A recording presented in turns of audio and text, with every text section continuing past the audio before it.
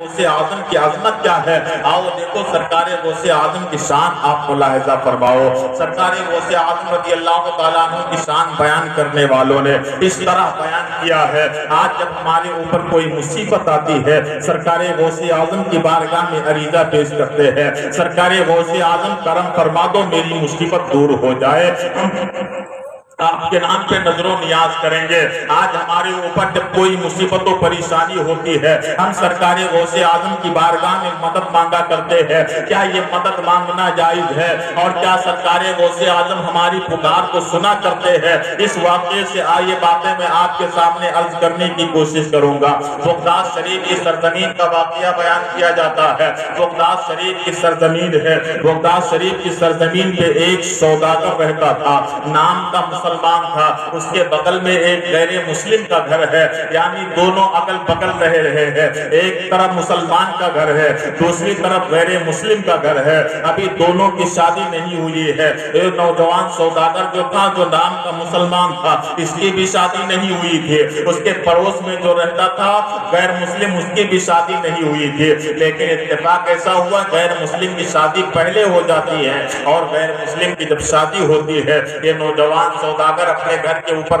دروازے پہ بیٹھا تھا، اچانک اس نے دیکھا جب غیر مسلم کی شادی ہوئی ہے، غیر مسلم کی بیوی کو جب اس نوجوان سوداگر نے دیکھا تو دل کے اندر اس نے سوچا اس کی بیوی تو بڑی خوبصورت ہے، اس کی بیوی تو بڑی حسین و جمیل ہے، اس کی بیوی تو بڑی نیک ہے، اس لیے کسی طریقے سے اسے اپنے عشق میں گرفتار کرنا چاہیے، اسے اپنی محبت میں گرفتار کر لینا چاہیے۔ یہ نوجوان سوداگر صبح صبح اپنے گھر کے دروازے پہ بیٹھ جاتا اور ٹکٹکی باندھ کر کے اپنے محبوبہ کے مکان کی طرف دیکھتا رہتا، کب مجھے میری محبوبہ کی ایک جھلک دیکھنے کو مل جائے، کب میں اپنی محبوبہ کا دیدار کر سکوں۔ سارا دن اپنے گھر کے دروازے پہ بیٹھ کر کے اس غیر مسلم کے دروازے کی طرف دیکھتا رہتا۔ ایک دن یہ اپنے گھر کے دروازے پہ بیٹھا ہوا تھا، آؤ دیکھو یہ اپنے گھر کے دروازے پہ بیٹھا ہوا ہے، غیر مسلم اور اس کی بیوی دونوں سج سنور کر کے گھر سے باہر نکلے۔ اس نے سوچا کہ یہ دونوں کہیں باہر جا رہے ہیں،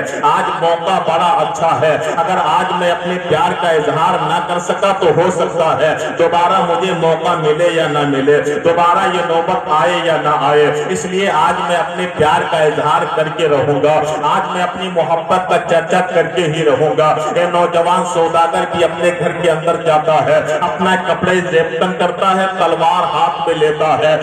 وہ اپنے گھوڑے پہ سوار ہوتا ہے۔ وہ دونوں میاں بیوی جو کہ گھر سے پہلے باہر نکلے تھے اس لیے وہ کافی دور چلے گئے تھے، اب یہ نوجوان سوداگر اپنے گھوڑے پہ سوار ہوتا ہے اور گھوڑے پہ سوار ہونے کے بعد ان کے پیچھے پیچھے چلنا لگتا ہے، پیچھے پیچھے چلتے چلتے وہ دونوں میاں بیوی پیدل پیدل جا رہے تھے، یہ نوجوان گھوڑے پہ سوار ہو کر کے جا رہا تھا۔ ابھی تھوڑی دیر کا عرصہ گزرا ہے، وہ لوگ شہر سے باہر نکل چکے ہیں، شہر سے باہر نکلنے کے بعد ایک سنسان راستے پر جنگلوں بیابان کے راستے سے گزر رہے تھے، یہ نوجوان گھوڑے کی رفتار بڑھاتا ہے اور گھوڑے کی رفتار کو بڑھانے کے بعد ان کے آگے جا کر کے کھڑا ہوتا ہے، اپنا گھوڑا روکتا ہے، رکنے کے بعد کہتا ہے اے میرے پڑوسی، اے میرے بغل کے رہنے والے، اے میرے پڑوس کے رہنے والے، ذرا یہ تو بتاؤ تم کہاں جا رہے ہو؟ اس نے کہا میں اپنی سسرال جا رہا ہوں، اپنی بیوی کو لے کر کے اپنے سسرال کی طرف جا رہا ہوں۔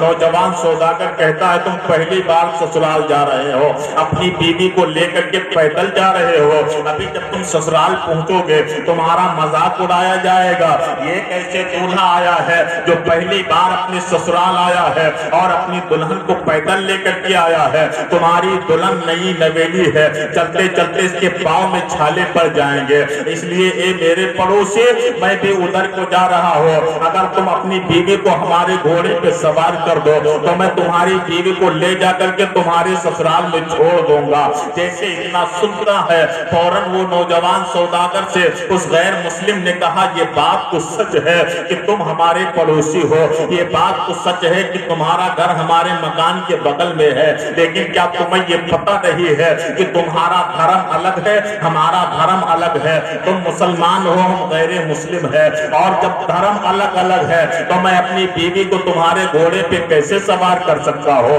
میں اپنی بیوی کو تمہارے گھوڑے پہ سوار نہیں کر سکتا۔ اس نے کہا میں تمہیں وعدہ کرتا ہوں